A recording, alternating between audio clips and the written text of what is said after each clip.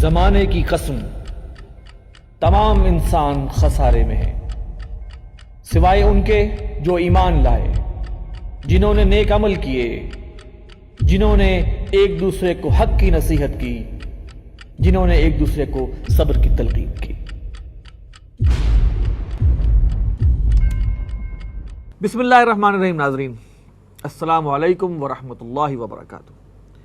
زمانہ گواہ ہے کہ تازہ ترین پروگرام میں خوش آمدید۔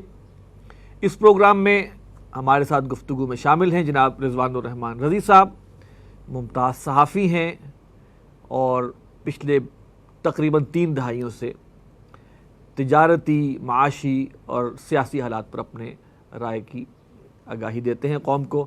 اور ساتھ موجود ہیں جناب مرزا ایوب بیگ صاحب جو کہ ترجمان ہیں تنظیم اسلامی کے۔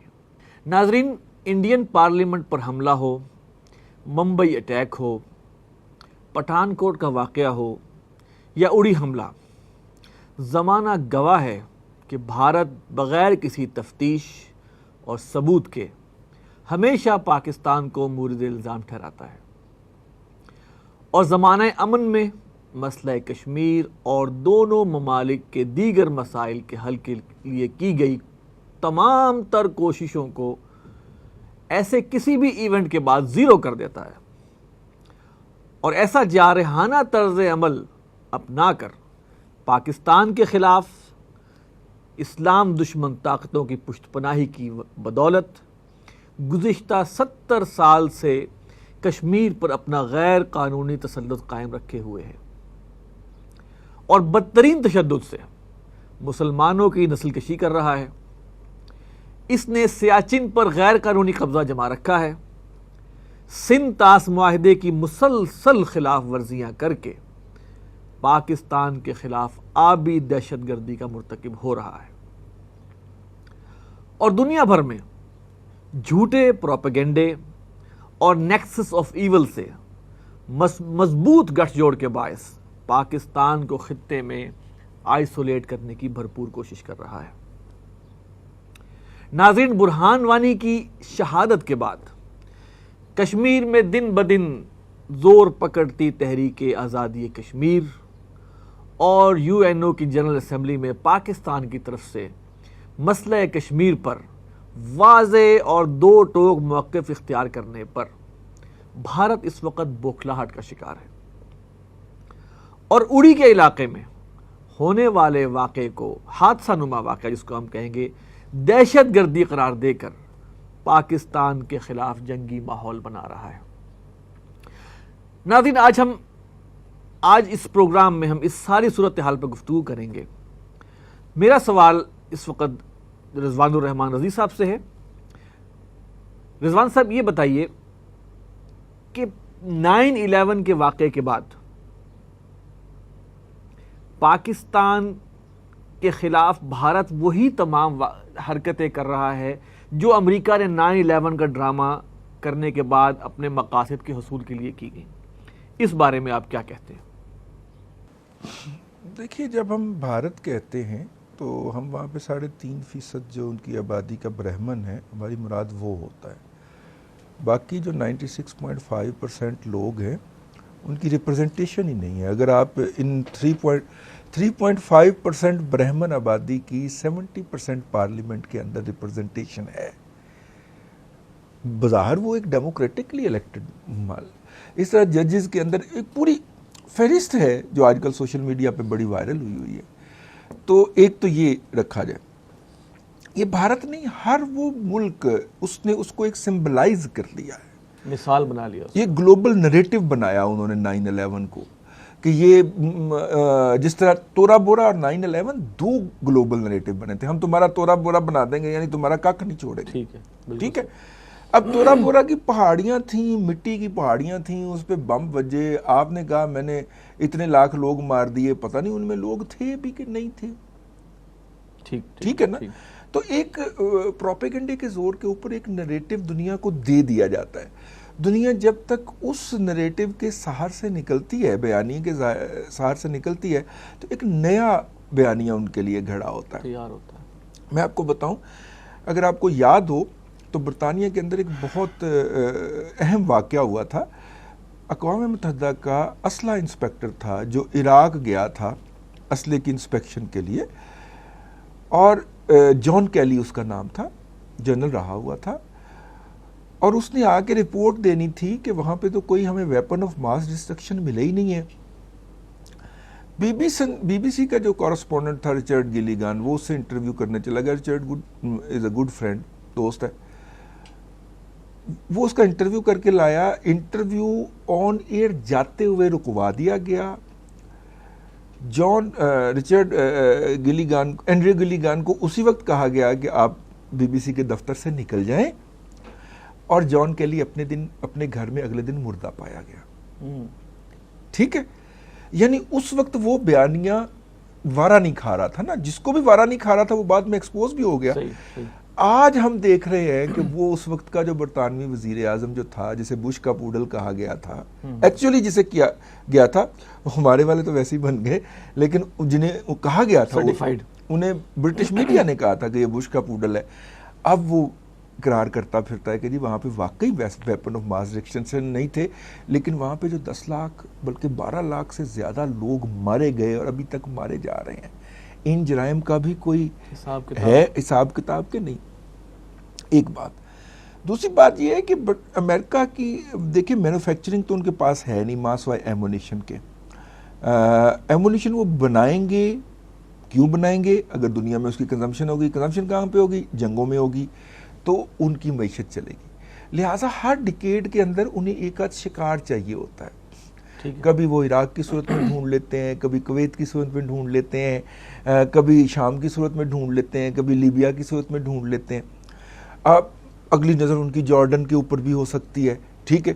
سعودی عرب کو 3 حصوں میں تقسیم کرنے کی باتیں بھی ہو رہی ہیں، اس لیے سعودی عرب تھوڑا سا امریکن انفلوئنس سے پیچھے ہٹ رہا ہے۔ تو یہ ساری ان کا ایک اپنا بیانیہ ہوتا ہے جو ان کے اقتصادی مفادات کے تابع ہوتا ہے۔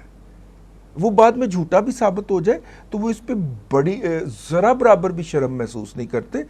اس لیے میرا خیال ہے کہ 9/11 ایک ایسا جسے کہنا چاہیے بیانیہ تھا جو انہوں نے گھڑا تھا، جو اس وقت انہیں دنیا کو بیوقوف بنانے کے لیے اور اس پہ قبضہ کرنے کے لیے درکار تھا۔ سر اس میں دیکھیں نا، پوائنٹ یہ ہے کہ انڈیا نے پارلیمنٹ ہاؤس پر حملے کا ڈرامہ کرایا، پھر اس کے بعد پٹھان کوٹ ہے، پھر یہ اڑی کا ہے۔ اب یہ چیزیں جو ہیں انہوں نے اسٹریٹ اوے جیسے کہ بنایا ہو کہ پاکستان کو ہمیں ٹارگٹ کرنا ہے اور دنیا ہماری بات مان لے گی۔ دیکھیے جو ایک میک اپ ہوا ہے نا پوری انڈین سوسائٹی کے اندر، اور جس طرح ہندو سپیریورٹی یا ہندوتوا جو ہے وہ ابھر کے سامنے آیا ہے، اس پس منظر کے اندر جو وہاں پہ کہا جاتا ہے کہ 35 کروڑ مڈل کلاس ہے جن میں یہ ڈومینیٹ کرتے ہیں برہمن جو ہیں، ان کی پیمپرنگ کے لیے، اور ہم نے بائی دا وے پچھلے 15 سال میں انہیں بہت زیادہ سپورٹ کیا ہے اس معاملے میں کہ وہ اپنے لوگوں کو سپیریورٹی کمپلیکس کے اندر مبتلا کریں کہ ہم جی۔ آپ دیکھیں نا ان کے جو وہ نام نہاد ایکسپرٹ بیٹھے ہوتے ہیں وہ کیسے شاؤٹ کر رہے ہوتے ہیں اور کیسے وہ پاکستانیوں کو نان اینٹی سمجھ رہے ہوتے ہیں۔ صحیح، یہ وہ مائنڈ سیٹ ہے جو مودی کے ساتھ ساتھ رائز ہوا ہے۔ مودی کا رائز دیکھیں گجرات کے اندر، اور جس طرح وہ اپنی تمام فرنٹ رنرز کو، تمام بڑے لیڈروں کو سائیڈ پہ کر کے ابھر کے سامنے آیا، جس طرح اس کے کریڈٹ کے اندر وہاں پہ مسلمانوں کا قتل عام تھا، جس طرح اس نے وہ قتل عام ہندو مائنڈ سیٹ سے، مجھے وہ لوگ بہت جھوٹے لگتے ہیں جو کہتے ہیں کہ دونوں طرف کے عوام جو ہیں وہ جنگ نہیں چاہتے۔ جو ریسنٹ سروے آیا وہ تو آپ کو پتہ ہے نا کہ 56% آف دا انڈینز کا خیال ہے کہ پاکستان کو بم مار کے ختم کر دینا چاہیے۔ یہ انٹرنیشنل سروے ہے پیو کا۔ اس مائنڈ سیٹ کے اندر وہاں پہ لوگ بیٹھے ہوئے ہیں، اور اس مڈل کلاس کو کیٹر کرنا ہے آپ نے۔ اس مڈل کلاس کی گروتھ جو ہے وہ اسی کمپلیکس کے ساتھ ہوئی ہے کہ ہم نے جناب پاکستان جو ہے ایک اینیمی انہوں نے ڈکلیئر کر دیا ہوا ہے، اور لہٰذا پاکستان کو آئسولیٹ کرنا ہے، پاکستان کو تباہ و برباد کرنا ہے۔ اگر آج سے آپ کو 8 سال پہلے یاد ہو، 9 سال پہلے، تو وہاں پہ جو فکی ہے federation of Indian chamber of commerce and industry, اس کی رپورٹ آئی تھی، وہ رپورٹ پڑھ لیں تو یہ آج کے سارے جتنے بھی ان کے نریٹیوز ہیں یا جو وہ باتیں کرتے ہیں یہ ساری اس میں لکھی ہوئی ہیں۔ بیگ صاحب آپ سے میرا سوال یہی ہے کہ یہ جو مختلف واقعات پاکستان کے کو اس کا ذمہ دار بنایا جاتا رہا ہے، آپ کیا سمجھتے ہیں کہ یہ انڈیا کا وہی طریقہ کار ہے اور انڈیا یعنی کہ 9/11 کے بعد سے اس نے یہ کام شروع کیا ہے اور اس بنیاد پر 2 دفعہ فوجی ٹینشنز بہت شدید ہو چکی ہیں، تو یہ جیسے 9/11 ایک جھوٹا معاملہ ڈکلیئر ہو چکا ہوا ہے موسٹلی، کیا یہ بھی ایسی چیز نہیں ہے؟ بسم اللہ الرحمن الرحیم۔ اصل صاحب اس میں کوئی شک نہیں ہے کہ بھارت جو سپر پاور بننے کے شوق میں، جو اس وقت حقیقتاً سپر پاور امریکہ ہے، اس کو نقل کرنے کا شوق کرتا ہے، اور اسی شوق میں اس نے اس طرح کے واقعات کیے ہیں، پٹھان کوٹ کا واقعہ، یہ اڑی حملہ کا واقعہ، اس طرح کے معاملات کیے ہیں، بمبئی کا اس سے پہلے پارلیمنٹ پہ حملہ۔ اس پر جو کچھ بھی کہتی ہے دنیا، اس سے ہمیں غرض تو ہے، لیکن ہمیں اس پر اتنا دکھ نہیں ہوتا۔ لیکن یہ ہے کہ بعض اوقات جب ہمارے اپنے لوگ، خاص طور پر ہمارا جو سیکولر عناصر ہے اور ذرا زیادہ ہی آزاد ذہن رکھنے والا عناصر ہیں، وہ جب اس پہ بات کرتے ہیں، جن کا تعلق پاکستان سے ہے، جن کا مذہب اسلام ہے تو مسلمان ہی ہیں، ہم تسلیم کرتے ہیں ان کو مسلمان، جب وہ اس طرح کی بات کرتے ہیں تو بہت دکھ ہوتا ہے۔ حال ہی میں بڑی عجیب بات ہے کہ نجم سیٹھی، جن کا تعلق بھی بہرحال گورنمنٹ سے ہے، بہت گہرا تعلق ہے، بہت گہرا تعلق ہے ان کا گورنمنٹ سے، انہوں نے ایک مضمون لکھا ہے پاکستان کی سیکیورٹی کو لاحق خطرات۔ اس میں انہوں نے ایک جملہ سنی ان کا، لکھتے ہیں کہ آخر کار بھارت پٹھان کوٹ اور ایک آدھ کا اور نام ہے اڑی جیسے حملے کب تک برداشت کرے گا؟ یعنی کہ وہ مان چکے ہوئے ہیں کہ یہ پاکستان ہی کروا رہا ہے، مان چکے ہیں وہ بالکل اس میں۔ تو جب اپنی طرف سے بات آتی ہے، اپنی طرف سے اپنی ہی خفیہ ایجنسیوں پر، اپنے ہی اداروں پر شک و شبہات کا اظہار کیا جاتا ہے، تو پھر ظاہر ہے دوسروں کو اس میں کرنے کا میں کیا تعامل ہوگا، وہ بھی کریں گے، وہ اس سے بڑھ چڑھ کر۔ کیا نجم سیٹھی جیسے آدمی کو انڈیا یا دنیا میں نہیں پڑھا جاتا ہوگا؟ سب کیا دنیا مان جاتی ہے؟ بھارت کے الزامات کو دنیا مان رہی ہے یا بس دنیا سمجھ رہی ہے کہ ٹھیک ہے ہمیں پتہ ہے کیا حقیقت ہے؟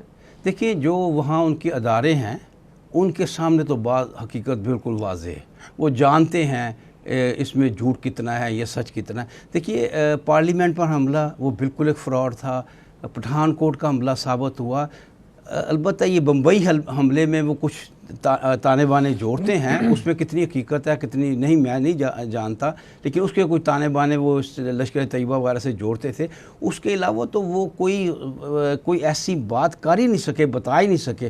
لیکن ہمارے دانشور جو ہیں وہ آگے بڑھ بڑھ کر بتاتے ہیں کہ یہ کام جو ہے وہ اگر ہم اسی طرح کرتے رہے، اگر ہم اس طرح ایکسپورٹ کرتے رہے تو پہلے تو ہمیں یہ اپنے اندر والوں کے ذرا ان کی زبانوں کو ذرا لگام دینے کی ضرورت ہے کہ یہ سوچ سمجھ کر بات کریں، اور یا یہ ہے کہ واقعتاً اگر انڈیا نے ان کو کوئی ثبوت فراہم کیے ہیں گورنمنٹ کو فراہم کرنے کی بجائے، تو یہ سامنے ٹیبل پر لائیں اور معلوم ہو کہ واقعتاً یہ، اور لوگ واقعتاً خفیہ ایجنسیوں کو پوچھنے والے بنے، اگر کو پوچھ سکتا ہے کہ یہ کیا معاملہ ہے، کیوں ایسا ہوتا ہے۔ اسی طرح یہ نا بیگ صاحب، جیسے کہ امریکہ بھی 9/11 کے فیکٹس تو سامنے لے کے نہیں آیا، بس وہی جیسے رضوان صاحب نے بھی کہا کہ ایک وہ بیانیہ چل رہا ہے، ایک وہ نیریٹو چل رہا ہے جس کی بنیاد پر بھارت بھی مناسب نہیں سمجھتا کہ جناب وہ جو ہے اور اس سے وہ اپنے اہداف حاصل کرنا چاہ رہا ہے، جیسا کہ امریکہ نے کیے ہیں بظاہر، لیکن وہ حاصل نہیں ہو پا رہے ہیں۔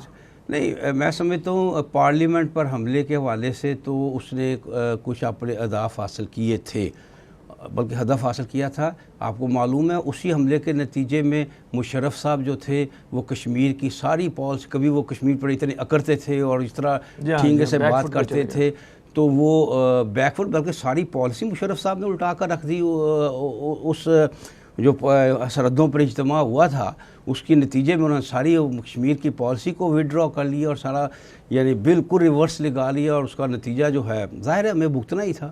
تو یہ اس میں انہوں نے حاصل کیے تھے، اسی خیال میں اب بھی وہ یہ کچھ کر رہے ہیں۔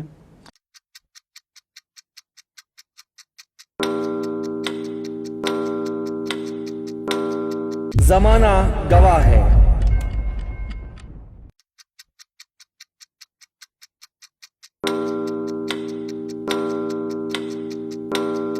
زمانہ گواہ ہے۔ رضوان صاحب، میرا سوال ہے کہ جو یہ پہلے بھی فوجیں سامنے آ گئی ہیں اور اب بھی ایک ٹینشن کریٹ ہوئی ہے. کوئی ریموٹسٹ پاسبلٹی ہے کہ چنگاری جو ہے وہ سلگ اٹھے یا کوئی معاملہ ہو, یا اس طرف یہ ڈراوا ہی چل رہا ہے؟ کیونکہ پہلے اگر انہوں نے سرحدوں پر لاگے فوجیں کھڑی کی اور جناب یہاں سے ڈپلومیٹس بھی ملک سے باہر چلے گئے جو فارن ڈپلومیٹس تھے, جناب جنگ ہوا چاہتی ہے, پھر انہوں نے اپنا ایک یہ مقصد کشمیر پالیسی پہ رول بیک کو حاصل کر لیا, اب بھی ٹینشن کافی زیادہ ہے جو کہ شاید کافی عرصے بعد ایسا ہوا. کیا کوئی فلیش پوائنٹ ہو سکتا ہے, کوئی جنگ کا آغاز ہو سکتا ہے, کوئی پاسبلٹی آپ کو نظر آتی؟ بچپن میں ہم نے ایک کہانی پڑھی ہوئی ہے, وہ شیر اور بچے والی. شیر آیا. پہلی دفعہ وہ کہتا ہے سارا گاؤں اکٹھا ہو جاتا ہے, دوسری دفعہ بھی کچھ لوگ آتے ہیں, تیسری دفعہ بہت کم لوگ آتے ہیں, اور چوتھی دفعہ واقعی شیر آتا ہے تو شیر اس کو کھا جاتا ہے. وہ چیختا رہتا ہے, کوئی بچہ نہیں آیا, کوئی بندہ اس کی مدد کو نہیں آتا. بیسیکلی یہ جو جنگ ہونے لگی ہے نا 71 کے بعد پیراڈائمز ڈیفرنٹ ہو گئے ہوئے ہیں, ٹھیک. اور جنگ بچوں کا کھیل تو ہوتا نہیں ہے. ہمیں بتایا گیا جناب سیاچین کے اندر آئی بال ٹو آئی بال پہ کھڑے ہوئے, جنگ ہوا ہی چاہتی, ٹھیک ہے, نہیں ہوئی. ہمیں بتایا گیا جناب کارگل میں ہم نے جا کے یہ کر لیا تھا, وہ کر لیا تھا, تو وہ تو بیسیکلی پولیٹیکل گورنمنٹ جو تھی وہ جا کے لیٹ گئی. حالانکہ بندہ پوچھے کہ جب آپ نے چوٹیاں پکڑ لی تھی تو ان کو سپلائیز بھی تو پہنچانی تھی نا کہیں سے. جب سپلائی نہیں گئی تو انہوں نے تاک کے آپ کے جوانوں کو شہید کیا, جنگ نہیں ہوئی. ٹھیک ہے, یہ بھی سینیریو تھا. اس کے بعد پھر ایٹمی دھماکہ آ گیا, پھر پتہ چلا جنگ ہونے لگی ہے, نہیں ہوئی. پھر 2002 میں ایک دفعہ پھر جنگ ہونے لگی تھی, نہیں ہوئی. یہ آخری دفعہ لطیفہ سنایا آپ نے جنگ ہونے والا 2016 میں. اب جب آپ نیکسٹ ٹائم کریں گے نا دونوں ممالک, میں دونوں ممالک کہہ رہا ہوں, تو لوگ ہنسیں گے آگے سے کہ جنگ یار کیا بات کرتے ہیں. لیکن شیر واقعی نہ آ جائے, شیر واقعی نہ اور اب واقعی اگر شیر آ گیا تو لوگوں نے اسی طرح بیٹھے رہنا ہے, لوگوں نے توجہ نہیں کرنی. اصل میں آپ نے اتنا انسینسٹائز کر دیا دونوں سائڈوں. کوئی اتنا میڈیا نے زور لگایا ہے, یعنی 3 سال پہلے طے ہوئی تھی آپ کی ہال مارک کی جو جنگی مشقیں, جس کے تحت آپ نے موٹر وے پہ وہ سارے F-16 اتارنے تھے, ٹھیک ہے, وہ اتار لیے. وہ اگر یہ نہ بھی بیانات آتے تو پھر بھی اترنے تھے, وہ تو ٹھیک ہے. ایک بھی انڈیا کا فوجی موو نہیں ہوا, زمینی فوجی ایک بھی پاکستانی موو نہیں ہوا. جو جن پوزیشنز پہ وہ پہلے متعین تھے وہیں پہ متعین رہے. یہ خبر تو یہ بھی آئی تھی کہ اب گولہ بارود بھی پہنچ گیا ہے. سوشل میڈیا کے ذریعے آپ نے اور مین اسٹریم, ان کے مین اسٹریم میڈیا نے اور ہمارے سوشل میڈیا نے ایک ہائپ ایسی کریٹ کر دی جیسے عوام کو لگنے لگ گیا کہ جیسے جنگ ہونے لگی ہے. یہ وہ شیر آیا والا شور ہے, اور یہ نہیں ہونی, کیونکہ نہ دونوں ملکوں کے مفاد میں ہے اور نہ ہی دونوں ملکوں کے جو سرپرستان ہیں ان کے مفاد میں یہ جنگ ہو, ٹھیک ہے. انڈیا اس وقت دنیا کا تیسرا بڑا بائر ہے اسلحے کا, ٹھیک ہے. اور کیونکہ جتنی بھی انڈیا کے پاس ٹیکنالوجی تھی وہ ابسلیٹ ہو چکی, وہ رشین ٹیکنالوجی تھی, وہ اپنی موت مر گئی ہے. ان کے طیارے جو ہیں وہ فلائنگ کوفن کہلاتے ہیں, ٹھیک ہے. اب انڈیا نے اپنی پوری فوج کو ری ویمپ کرنا ہے.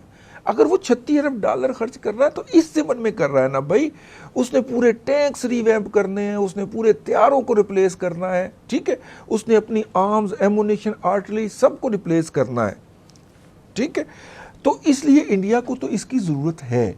یہ جو ہم ساتھ میں لٹکے ہوئے ہیں نا, ہمیں ایک لمحے کے لیے سوچنا چاہیے کہ یہ نیوکلیر ڈیٹونیشن ہے ہمارے پاس, اور جس کی موجودگی میں کوئی جنگ نہیں ہو سکتی. کوئی ملک یہ جنگ نہیں ہونے دے گا, میں آپ کو یہ گارنٹی کے ساتھ آج کہہ کے جا رہا ہوں, کوئی ملک یہ جنگ نہیں ہونے دے گا, ٹھیک ہے. اور جنگ نہیں ہو سکتی تو پھر ہمیں تھوڑا سا غور کرنا چاہیے کہ ہمیں ٹریڈیشنل وارفیئر کے اوپر, ٹریڈیشنل ویپن کے اوپر ہی رہنا چاہیے یا ویپنری کے اوپر ہی, اور اسی طرح کرنا چاہیے کہ اپنا ایک ڈیٹرنس رکھ کے اپنا بجٹ جو ہے وہ سوشل امپروومنٹ کی طرف, سوشل انڈیکیٹرز کی امپروومنٹ کی طرف. دنیا کی جو لسٹ جاری ہوئی ہے پہلے 5000 ہسپتالوں کی, اس میں پہلے 5000 ہسپتالوں میں پاکستان کا کوئی ہسپتال شامل نہیں ہے. یہ سرکاری ہاسپٹلز کی بات ہو رہی. دنیا کی جو انڈیکس انڈیکیٹر جاری ہوا ہے آخری 5000 میں تو ہوگا, ٹھیک ہے, 5119 کے کہیں جا کے پہلا ہمارا ایک ہاسپٹل آتا ہے, اس میں پیمز, اچھا, ٹھیک ہے. اور آپ یہ دیکھیے کہ ہمارا ہیلتھ انڈیکیٹر کہاں ہے. ایجوکیشن کی ہم بات کریں تو ہم لویسٹ ہیں سارک کنٹریز کے اندر, ٹھیک ہے. میں ذرا بیگ صاحب سے سر کیا وجہ ہے کہ پاکستان اور انڈیا کی جنگ نہ ہو سکی؟ رضوان صاحب بھی فرما رہے ہیں کہ شاید یہ نیوکلیئر ڈیٹرنس ہے. یہ بات بالکل درست ہے اپنی جگہ پر کہ نہ آج تک دو ایٹمی ممالک کی جنگ ہوئی ہے، نہ ہونے کا کوئی امکان ہے. لیکن میں اس بات سے شدید اختلاف کروں گا کہ لہٰذا ہمیں سمجھ لینا چاہیے کہ یعنی یہ سمجھتے ہوئے بھی کہ نہیں ہو سکتی ہمیں اس سے یعنی فارغ ہو جانا چاہیے. ہمیں یعنی جنگ سے کے حوالے سے، جنگ کی تیاریوں کے حوالے سے، اسے کسی حوالے سے بھی ہمیں فارغ ہو جانا چاہیے. اس بات سے میں بالکل اختلاف کرتا ہوں. لیکن یہ کہ واقعتاً بہت ہی نہ ہونے کے برابر امکان، دیکھیے انسان کوئی بات بھی 100% نہیں کہہ سکتا، لیکن جہاں تک انسان کی عقل کام کرتی ہے وہ یہی ہے کہ دو ایٹمی ممالک کے درمیان جنگ نہیں ہو سکتی. سر دیکھیں جیسے ڈیٹرنس جو ہے اس کو تو آپ بڑھائیں، جو نیوکلیئر آپ کا استعداد ہے.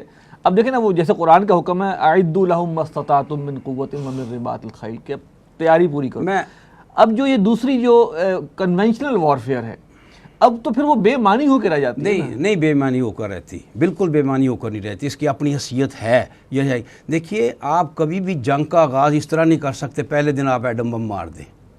آپ جنگ کا آغاز ہوگا کنونشنل وار سے ہوگا. اس میں پھر وہ نوبت صرف اس وقت آ سکتی ہے جب کہ آپ کو معلوم ہوگا کہ ہماری سلامتی جو ہے اب وہ آخری درجے پر ہے، اس کا کوئی تب اس کا کہیں استعمال ہو سکتا ہے. اس کی نوبت نہیں آنی چاہیے اور اس کے لیے کنونشنل یعنی کہ دونوں ہی بھرپور تیاری رہنی چاہیے. رہ گئی ہمارے بجٹ کی بات اور اس میں پیسے گئے، وہ اس کا پہلے بھی یہی حال تھا اور آئندہ بھی یہی جو ہمارے ہاں حکمران وہ فوجی ہوں یا سیاسی، وہ لوٹ مار کا معاملہ ہے، وہ تو اسی طرح چلے گا. وگرنہ یہ کہ آج پاکستان جو ہے، کیا اتنے فی پاکستانی تقریباً 1.25 لاکھ روپے کا مقروض ہے، تو کیا اس صرف دفاعی بجٹ کی وجہ سے ہے؟ گنیے دفاعی بجٹ کتنا بنتا ہے 70 سالوں کا. فی پاکستانی جو ہے یہ تو ہماری حکمرانوں کو، وہ سول ہوں یا فوجی ہوں، دونوں نے کمی نہیں کی. وہ ان کی اصلاً لوٹ مار کا نتیجہ ہے. سب کچھ ہو سکتا تھا اگر وہ لوٹ مار نہ ہوتی. تو اس بجٹ جو دفاعی بجٹ دیا گیا ہے، میں بھی آپ کو یقین سے کہتا ہوں اور آپ کو لکھ کے دینے کے لیے تیار ہوں کہ اگر دفاعی بجٹ کو دگنا کر دیں، آپ جتنا ہے اس سے دگنا کر دیں، اور کرپشن جو 4,000 ارب کی روزانہ کی ہے اس کو روک دیں، تو آپ کے ہسپتال، آپ کی تعلیمی میدان میں آپ کہیں آگے نکل جائیں گے.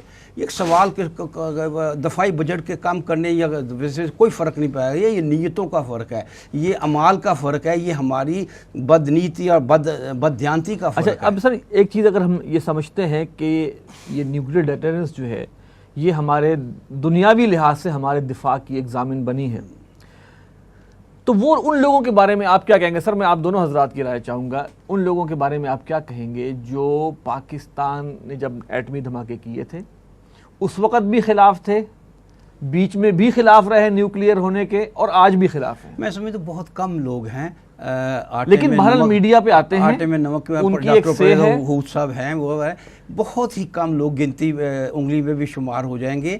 لیکن یہ ہے کہ ان کا اس کے سوا کیا کہا جا سکتا ہے کہ انہیں، میں سخت لفظ استعمال کرنے کی معذرت ہے کہ ان کے علاج کی ضرورت ہے، ان کے ذہنی علاج کی ضرورت ہے، یا یہ کہ پاکستان کے ساتھ ان کی وفاداری کا مسئلہ ہے، مشکوک ہے. وگرنہ یہ جو کچھ انہیں بہانے عذر مہیا ہوئے تھے وہ ایک دن بھی سوچتے. اور بعض لوگ کہتے ہیں، اور میں سمجھتا ہوں کہ وہ شاید جانتے ہی نہیں دنیا کیا ہے اور حالات کیا ہے، کہ جی اگر ہندوستان، کیونکہ پاکستان بھی امریکہ کی ایک مارکیٹ ہے اور پاکستان بھی امریکہ کی ضرورت ہے، اگر ہمارے پاس ایٹامک بم نہ بھی ہوتا تو امریکہ کبھی انڈیا کو حملہ نہیں کرنے دے گا. میں آج آپ کو یہ بڑے وثوق سے کہہ سکتا ہوں کہ اگر انڈیا کو کبھی یہ موقع خدا نہ خواستہ خاکم بدہن یہ مل جائے کہ وہ پاکستان پر کوئی تباہ کن حملہ کر سکے، تو وہ امریکہ کی ایک نہیں سنے گا، امریکہ کی طرف پیٹھ موڑ لے گا، اور قطعی طور پر ہی وہ اپنا وہ فرض پورا کر لے گا جو ان کے مذہب کا فریضہ ہے. پاکستان کو ختم کرنا ان کا مذہبی فریضے کا حصہ ہے. گاؤں ماتا کے آپ نے ٹکڑے کیے تھے، وہ ٹکڑے دوبارہ جوڑنے ہیں، لہٰذا یہ ان کا مذہبی فریضہ ہے. لہٰذا اس میں مزید کہہ دوں کہ جو لوگ ہندوستان سے، بھارت سے دوستی کے چکر میں رہتے ہیں ان کو بھی یہ معلوم ہونا چاہیے. دیکھیے जंग तो अव्वल तो हो नहीं सकती, लिहाजा हम ना जंग चाहते हैं, ना किसी भी हमसाए मुल्क से या किसी दुनिया के किसी मुल्क से भी अपने ताल्लुकात ख़राब चाहते हैं। हर मुल्क से अच्छे ताल्लुकात और ख़राब ताल्लुकात क्यों हों, लेकिन ये भी तो सोचना चाहिए इसमें हिंदुस्तान से हमारे ताल्लुकात नॉर्मलाइज हो सकते हैं, दरमियाने हो सकते हैं, गैर दुश्मनी के हो सकते हैं, कि दोस्ती के नहीं हो सकते, दोस्ती के नहीं हो सकते, ये मुमकिन नहीं। उसकी वजह ये है कि देखिए आपके और मेरे दरमियान कोई चीज़ बतौर इशू है कि आप कहते हैं मेरी है, मैं कहता हूँ मेरा है, उस पर आपका और मेरा झगड़ा है, उसका तस्फिया हो सकता है कि उस पर कोई फैसला करा दे। लेकिन जब आप मेरे वजूद के ख़िलाफ़ होंगे कि आप एक ही शर्त है कि मैं आपको देखना नहीं चाहता इस दुनिया में, तो उसका इसके सिवा कोई हल नहीं है कि आप उससे बाखबर रहें, उससे होशियार रहें और उसकी तरफ दोस्ती का कदम बढ़ाना ये तो हमाकत है या मुल्क से दुश्मनी है। रिजवान साहब, सर आपसे भी मैं चाहूँगा कि कुछ राय उस हवाले से कि उन लोगों के, वो लोग जो अभी भी पाकिस्तान कहते हैं जनाब आपने बस एटमी हिफाजत में पूरा मुल्क का जो है वो बेड़ा गर्क कर दिया, ये आप ना करते तो बेहतर था, दुनिया पाकिस्तान खुशहाल होता, फलां होता, अभी भी वो बातें कुछ करते हैं और उस पर वो बदस्तूर कायम है, तो क्या हम उनकी नीयत में शक करेंगे? उनके इलाज की ज़रूरत है? क्या मसला है?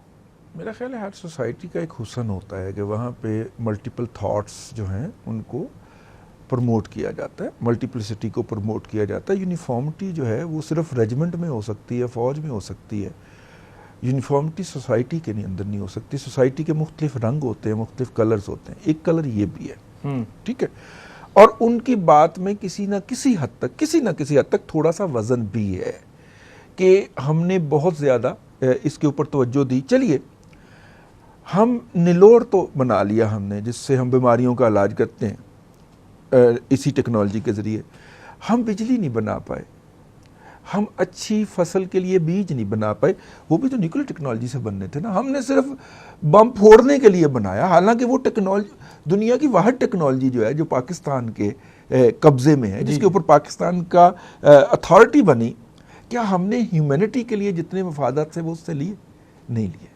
हमने सिर्फ उसको बम बना के फोड़ने तक महदूद रखा, हालांकि उससे बहुत अच्छे सीड डेवलप हो सकते हैं। वो ठीक है सर, वो बात ठीक है, उससे बिजली बन सकती है, ठीक है, लेकिन इतना एक जो उनका पर्सपेक्टिव है कि इसका न्यूक्लियर का ये इस्तेमाल भी किया जाए। भाई ये जब आपके हाथ में टेक्नोलॉजी आ गई तो आप उसका हर तरह का इस्तेमाल कर सकते थे। आप दुनिया के पहले मुल्क बने जिसने स्मार्ट एटम बम बनाए। इंडिया को असल खतरा उन्हीं से, इंडिया का जो है वो असल चीख है उससे भी तो निकल रही है ना।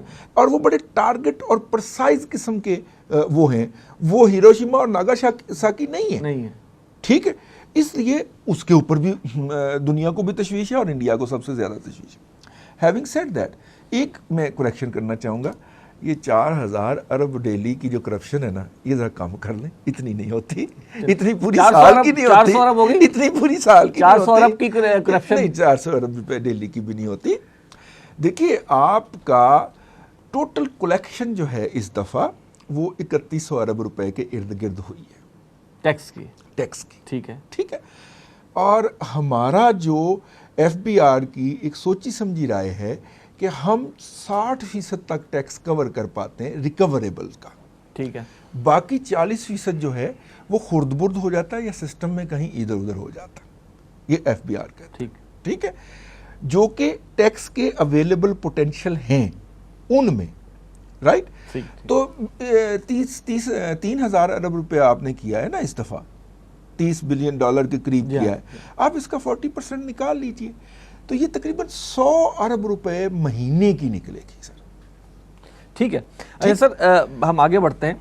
अब एक चीज़ हमने एस्टैब्लिश ये की कि ये न्यूक्लियर डिटरेंस की वजह से जो है अब पाकिस्तान बहरहाल इस हैसियत में तो है कि कोई बहुत ही मुश्किल पॉसिबिलिटी है कि वॉर की, लेकिन चूंकि इंडिया बहरहाल पाकिस्तान के ख़िलाफ़ है, रोज़ अव्वल से है। बेग साहब, मेरा आपसे सवाल ये है कि इसके अलावा इंडिया के पास अब क्या चॉइसेस हैं कि वो पाकिस्तान को कमज़ोर करे, पाकिस्तान को ख़राब करे?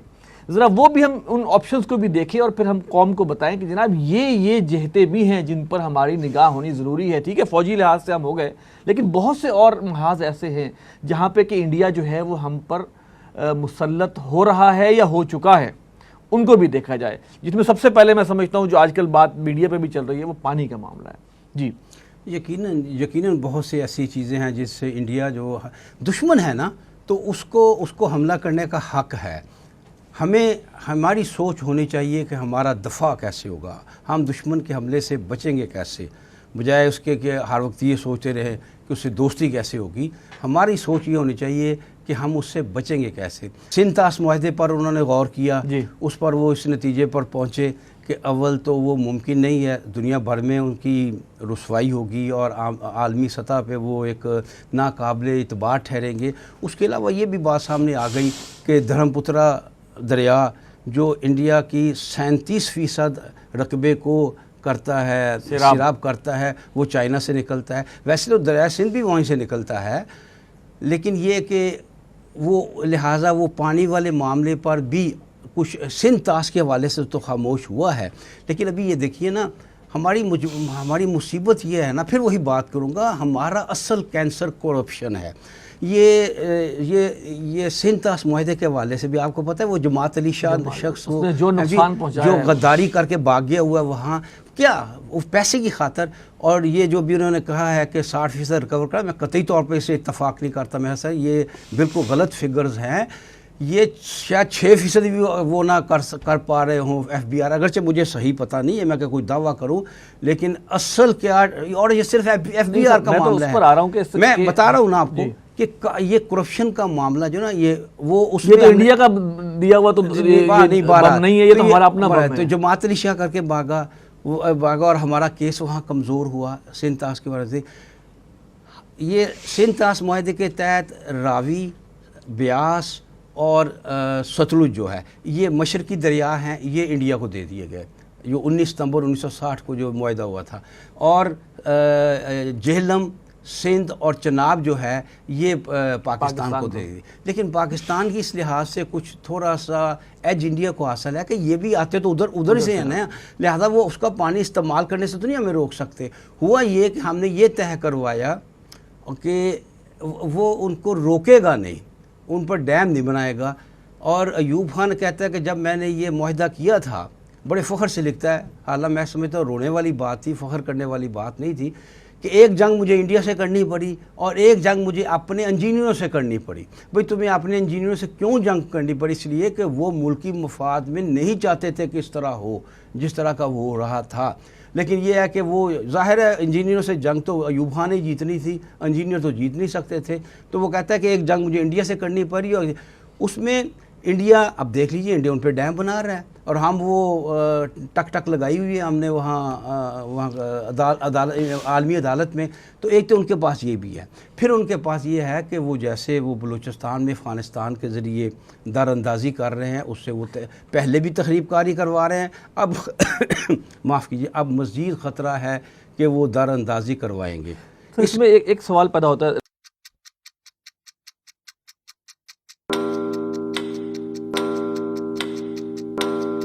زمانہ گواہ ہے.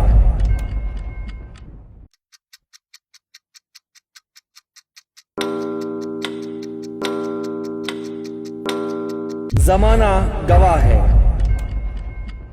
رضوان صاحب میرا آپ سے ہے سر, جو اب جیسے پانی کہا ہی جاتا ہے کہ آئندہ جنگ ہو سکتا ہے پانی کے اوپر, آئندہ جنگیں پانی دنیا میں, تو سر یہ جو پاکستان کے اندر ہمارے اپنے, پھر وہ آپ تو خیر اس کو کہیں گے کہ جناب وہ بھی شیڈز آف سوسائٹی ہے کہ ان کی بات میں بھی وزن ہے, کہ جو لوگ ڈیمز کے خلاف ہیں.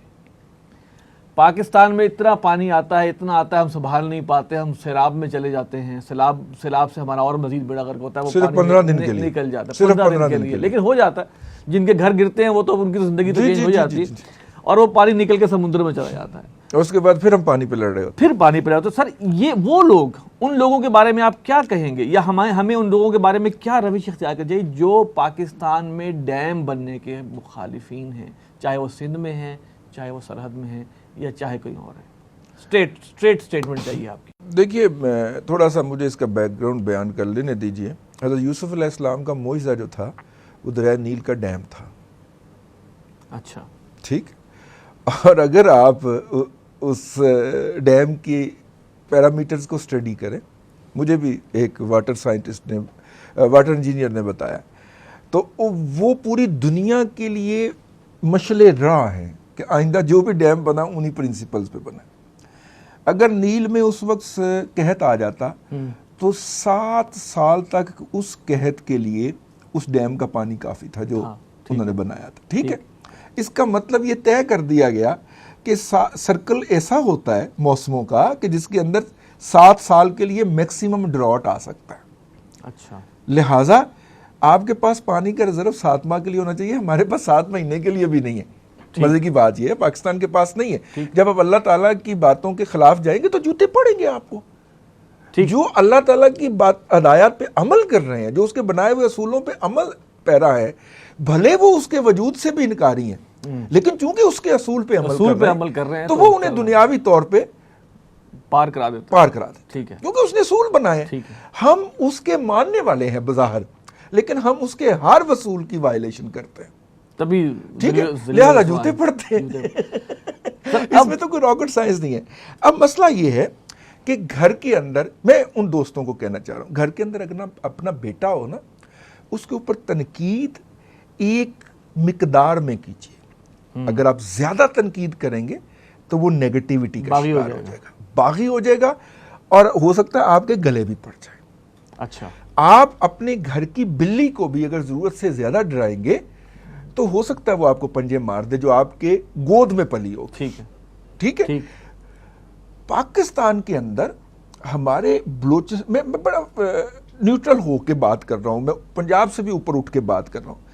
ہمارے جو سندھ کے دوست ہیں یا جو ہمارے KPK کے دوست ہیں, وہ اپنے مفادات کے تحفظ کے لیے واٹر ریزروائر کے اوپر کرٹیسزم میں اتنا آگے چلے گئے ہیں کہ بنیادی طور پہ آپ ان سے انڈیویجولی ملیں, میں ملا ہوں کہیں سے, وہ تو کسی بھی نئے آبی ذخیرے کے مخالف نہیں ہے, لیکن وہ میکسیمم بڑا منہ کھول کے تنقید اس لیے کرتے ہیں کہ ہم اس میں سے میکسیمم لے سکیں. جیسے میاں نواز شریف صاحب نے 1991 کے معاہدے کے اندر سرنڈر کیا تھا پنجاب کا رائٹ.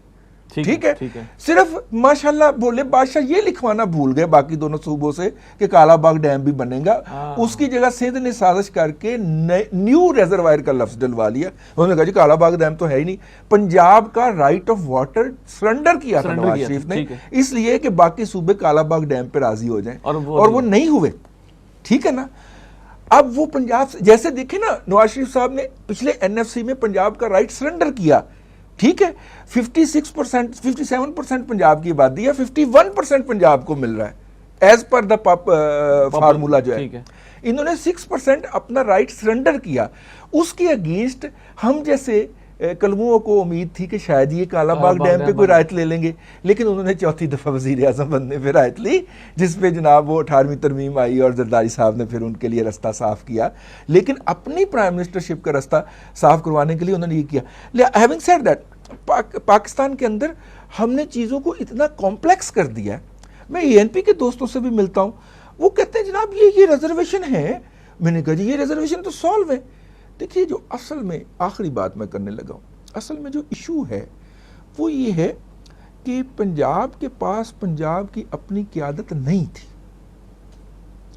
ٹھیک ہے, اس فیڈریشن کے مسائل تب حل ہوں گے جب ایک پیور پنجابی قیادت جو کہ ہے, وہ ان کی نیشنلسٹ قیادت جو ہوگی, سندھی ہو گئی یا پختون ہو گئی یا بلوچ ہو گئی, ان سے مذاکرات کرے گی. اور یہ جو غداری کا ایک ہم نے جیب کے اندر لیٹر پیڈ رکھا ہوتا ہے نا, اور سٹیمپ بھی ساتھ میں رکھی ہوتی ہے, اس کے سرٹیفکیٹ بانٹتے پھرتے ہیں, ہم یہ سرٹیفکیٹ بانٹنا بند کریں گے. آپ کا خیال ہے کہ وہ لوگ حق میں ہیں جی, جو کہ میڈیا پہ آ کے چیختے ہیں کہ جناب ان کے ساتھ کوئی بھی پنجاب کا ٹرو ریپرزینٹیٹیو مذاکرات کرے گا تو وہ اس کے سامنے سرنڈر کریں گے. سر آپ کیا کہتے ہیں اس بارے میں؟ دیکھیں جی, میں تو نواز شریف کو پنجاب کا ہی ریپرزینٹیٹو سمجھتا ہوں, شہباز شریف کو بھی, ہاں جی حمزہ شہباز سمجھتا ہوں, اور وہ تیسری دفعہ وزیر اعظم بنے ہیں, اور شہباز شریف صاحب تقریباً کو پچھلے 20 سال سے وزیر اعلیٰ ہیں. لیکن یہ, اور جب یہ ایٹمی دھماکے کیے تھے تو اس وقت نواز شریف صاحب نے اعلان بھی کیا تھا کہ ہم کالا باغ ڈیم بنائیں گے.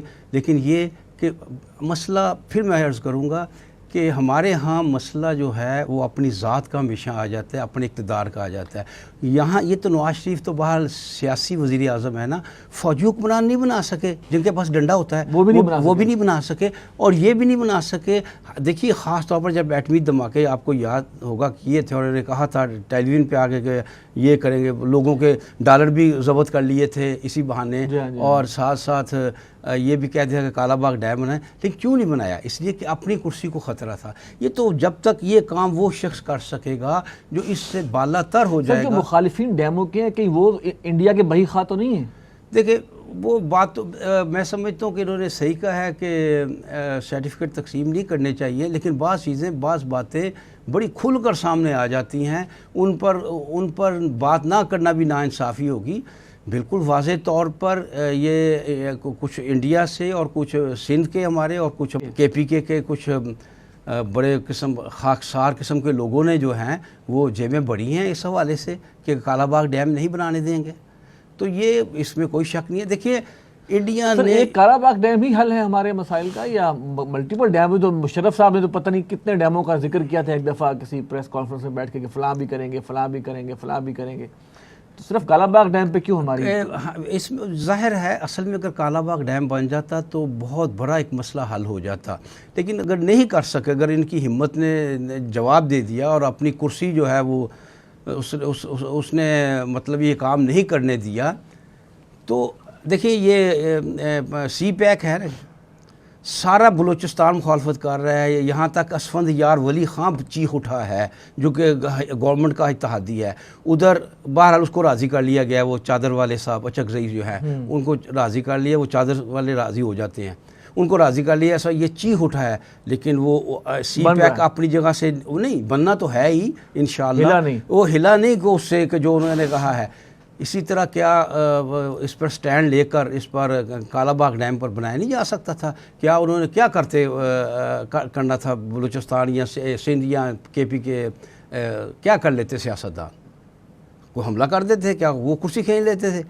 جو آج تک مفادات ہی ہیں، پھر مفادات ہیں. سیاستدانوں کی کرسیاں تو ہمیشہ فوج نے کھینچی ہیں. نہیں لیکن فوج بھی تو سہارا لیتی ہے نا بعد میں، کچھ عرصے بعد آگے سیاستدانوں کا سہارا لیتی ہے. بھائی یہی نا، سب کو سیاستدان ہو یا فوجی ہو اس کو اصل مسئلہ اپنی کرسی کا ہے. وگرنہ جب یہ ایٹمی دھماکے ہوئے تھے ساری عوام اس طرح کی اس کا رجحان ہو گیا تھا کہ اگر اس پر ڈیم کے کام کا تو دو چار دن کے بیانات تھے، اس کے زیادہ کچھ نہ ہوتا. اور اسی طرح مشرف نے جس طرح قبضہ کیا ہے حکومت پر، وہ اگر بنا لیتا ڈیم تو کیا ہو جاتا، کتنا شور پڑ جاتا. لیکن یہ کہ انہیں بھی ضرورت تھی اس طرح کے سیاستدانوں کی، اور انہیں بھی ضرورت ہے اپنے اقتدار کی حد، اور صرف اپنا اقتدار جو ہے وہ سامنے ہے. سر یہ انڈیا کا ایک اور حملہ ہے جس کہ ہم زیر عتاب آ چکے ہوئے ہیں، اور ابھی سے نہیں پرانے آئے ہوئے ہیں، وہ ہے ثقافتی حملہ. جی بالکل. آپ کیا سمجھتے ہیں یہ کسی فوجی حملے سے کم ہے کیا؟ میرا خیال ہے سونیا گاندھی کی وہ سٹیٹمنٹ تو آپ کو یاد ہوگی جس میں اس نے کہا تھا کہ ہمیں حملے کی ضرورت ہی نہیں ہے پاکستان کے اوپر. بالکل ہم تو ان کے ذہنوں کو مسخر کر چکے ہوئے ہیں. پاکستان کے اندر جب کیبل آئی تو ایک پوری قومی سطح کے اوپر ایک پلاننگ کی ضرورت تھی جو نہیں ہوئی. ٹھیک ہے. بلکہ ایون وہ پیمرا بھی بعد میں شاید بنی. جی 96 97 98 کے اندر حکومت کا جو محکمہ اطلاعات ہے وہ ایک لیٹر پیڈ پہ لکھ کے لوگوں کو ریڈیو اور ٹی وی کے لائسنس جاری کیا کرتا تھا. ٹھیک ہے. ہم ابھی تک ڈائریکٹ ٹو ہوم جو کہ ہمیں لوگوں کے کانٹینٹ ریگولیٹ کرنے کا رائٹ دے گا، ہم ابھی تک اس کو آکشن نہیں کر سکے. ایز اے نیشن میں اپنے فیلورز گنوا رہا ہوں، اور یہ ایز اے نیشن فیلورز نہیں ہے، کچھ لوگوں کے مالی مفادات کا مسئلہ ہے. ٹھیک ہے. ہیونگ سیڈ دیٹ، اب اس کے اندر انڈیا نے پچھلے کوئی 20 سال کے اندر بہت قریب ان کیا ہے. 95-96 سے کیبل جو تھی وہ عام گھروں میں آ چکی تھی، اور 20 سال کے اندر ایک نسل پوری پل بڑھ کے جوان ہو گئی ہے. میں اور آپ جیسے لوگ اس وقت جب اس کے اوپر شور مچایا کرتے تھے تو ہمارا مذاق اڑتا تھا. اب لوگوں کو بڑی تکلیف ہو رہی ہے کہ بچے جو ہیں وہ ایجاب و قبول کی بجائے کہتے ہیں کہ یہ اس شادی میں پھیرے کب لیے جائیں گے. بچے نہیں، اب بڑے بھی یہی کہنا شروع ہو گئے. ٹھیک ہے. ان کے ڈکشن بدل گئے ہیں، ان کی زبان اردو سے ہندی میں چلی گئی ہے. لباس ہمارے گھروں میں جو میں جس سرزمین پہ بیٹھا بات کر رہا ہوں، یہاں پہ پلاؤ تھا جو کہ ہماری ڈش تھی. اب یہاں پہ گلی گلی میں بریانی بک رہی ہے جو ساؤتھ انڈیا کی ڈش ہے, میری ڈش نہیں ہے. یہ کنٹریبیوشن ہے نا. انہوں نے آپ کا کھانا بدلا, آپ کا لباس بدلا. میں ایک مسلمان اداکارہ کا انٹرویو سن رہا تھا کہ قیام پاکستان سے پہلے وہ جب جاتی تھیں کام کرنے کے لیے, تو ظاہر وہ ضدی بچی تھی اپنے والدین کی, والدین ان کو نہ روک پائے, تو والدہ نے ایک نصیحت کی کہ بیٹا جاتے ہوئے تلک لگا لیا کرو, لوگ یہ نہ سمجھیں کہ یہ مسلمان ہے. یعنی تلک جو تھی وہ مسلمان اور ہندو خاتون میں ڈیفرینشیٹ کرتی تھی. اور آج پاکستان میں مسلمانوں کی کوئی شادی بچیوں کے تلک لگائے بغیر مکمل نہیں ہوتی. دیکھیں, ہم کلچرل اس آنسلاٹ کی بات کرتے ہیں جو مسلمان اور غیر مسلم والی بات ہے. جو چیزیں ابھی تک ہمارے تھرو ہم پر یلغار ہوئی ہیں وہ فحاشی اور یعنی بے حیائی کو لے کر آئی ہیں, جس کی اسلام کسی طور بھی تائید نہیں کرتا. جی ٹھیک ہے سر, میں یہ کہہ رہا ہوں کہ یہ وہ چیز, چاہے وہ پاکستانی سینما ہو چاہے وہ انڈین سینما ہو, ان چیزوں ان میں بہت سی ایسی قدریں مشترک ہیں جو اسلام کی تعلیمات کے خلاف ہیں. ہمیں تو یہ دیکھنا ہے کہ ہم نے, چاہے وہ کوئی بھی سینما ہو, لیکن اس نے جو ایک اثر لے لیا, ایک ہندو یلغار کا اثر لے لیا, اور ہندو ایک حملہ جو ہوا ہے ثقافتی, اس کے تحت جو آئے ہیں, وہاں پر جو ہے ہمیں اس کے لیے اب کیا کرنا چاہیے؟ بیگ صاحب اس میں کچھ آپ بھی رہنمائی کیجیے. برائی برائی ہے, چاہے وہ انڈیا کی طرف سے امپورٹ ہو کر یہاں آئے یا ہم خود ننگے ہو کر ناچیں, اس میں تو کوئی ایسا فرق واقع نہیں ہے. اصل میں تو ہمیں دیکھنا چاہیے پاکستانی بھی جو بنائے گا ڈرامہ یا پاکستانی بھی جو بنائے گا فلم, وہ اس سے انفلوئنس تو انڈیا سے انفلوئنس ہو رہا ہے, جو اس کی یلغار ہم پر آ چکی ہوئی ہے. اور جیسے رضوان صاحب نے کہا کہ ہماری ایک نسل اس یلغار میں پل کر بڑی ہوئی ہے. نہیں تو جو ہماری فلم انڈسٹری تھی وہ کیا سکھاتی رہی تھی ہمیں؟ نہیں ٹھیک ہے, میں ویسے کہہ رہا ہوں, اب وہ جو نسل بڑی ہوئی ہے سر, ہمیں پوائنٹ یہ ہے کہ ہم کیا کریں کہ یہ جو یلغار ہے, بات الگ ہے. بات سے دیکھیں, جب سیکنڈ ورلڈ وار ختم ہوئی, جاپان مفتوح ہوا, تو جب مذاکرات کی ٹیبل سجی تو شہنشاہ جاپان نے کہا ہم مفتوح ہیں, آپ جو کہیں گے ہم مانیں گے. لیکن ہم اپنا تعلیمی نظام نہیں بدلیں گے, چاہے آپ سارا جاپان تباہ کر دیں, ایک کام نہیں کریں گے, باقی ساری باتیں, ہم اسلحہ نہیں بنائیں گے, ہم فوج نہیں بنائیں گے, ہم جو آپ کہیں گے. ہمیں بھی کہ ہماری بنیاد بھی یہ ہونی چاہیے تھی در حقیقت کہ ہماری امپورٹ پالیسی ہو, ہمارا ایکسپورٹ کا معاملہ ہو, ہمارا کوئی, ہم ہر شے کو اس بنیاد پہ پرکھیں گے کہ ہمارے وجود کی بنیاد کیا تھی, اور جو ہمارے وجود کی بنیاد تھی, کیا یہ کام جو ہم کرنے جا رہے ہیں, یہ انڈسٹری بنا رہے ہیں, یہ چیز بنا رہے ہیں, یہ اس طرح کا کھانا کھا رہے ہیں, اس طرح کی تعلیم دے رہے ہیں, کیا وہ اس بنیادی نظریے سے مطابقت رکھتی ہے یا ٹکراتی ہے؟ اگر ہم نے یہ رکھ لیا ہوتا یہ معیار رکھا ہوتا کہ یہ اس سے متصادم ہے یا مطابقت رکھتی ہے, تو تب ہی ہمارا معاملہ درست ہو سکتا تھا. وگرنہ ننگی عورت ناچے پاکستانی یا بھارتی, بچوں پر اثر ایک جیسا پڑے گا. ناظرین, یہ ہمارا پروگرام تھا, اگرچہ مختلف جہتوں میں گفتگو ہوئی, لیکن اگر آپ نے نوٹ کیا ہوگا کہ یہ ایک باریک سے دھاگے میں پروئی ہوئی باتیں تھیں, اور اس میں ہم نے یہ کوشش کی ہے کہ دو چیزیں تو ابھی ہمارے سامنے آئیں. گفتگو طویل بھی ہو سکتی تھی کہ پاکستان کو اس وقت دو لحاظ سے انڈیا کے حملے کا سامنا ہے, اور وہ حملہ ہو چکا ہوا ہے. ایک تو ثقافتی ہے جو کہ پچھلے دو تین دہائیوں سے ہم پر ہے, اور دوسرا شاید یہ پانی کا ہونے والا ہے, اور بھی بہت سی چیزیں ہیں جو کہ ہم ڈسکس کر سکتے تھے لیکن وقت محدود ہے. تو ہم اس بات پر ہی اپنی آج کی گفتگو ختم کریں گے کہ ہمیں یہ رکھنا چاہیے اپنے ذہن میں کہ محمد سے وفا تو نے تو ہم تیرے ہیں, یہ جہاں چیز ہے کیا لوح و قلم تیرے ہیں. ہمارے لیے اصل بنیاد, ہمارے لیے یارڈ سٹک جو ہے وہ قرآن اور سنت ہونی چاہیے. اللہ تعالیٰ پاکستان کی حفاظت فرمائے, پاکستان کے لوگوں کی حفاظت فرمائے. اگلے پروگرام تک کے لیے اجازت دیجیے. السلام علیکم ورحمۃ اللہ وبرکاتہ.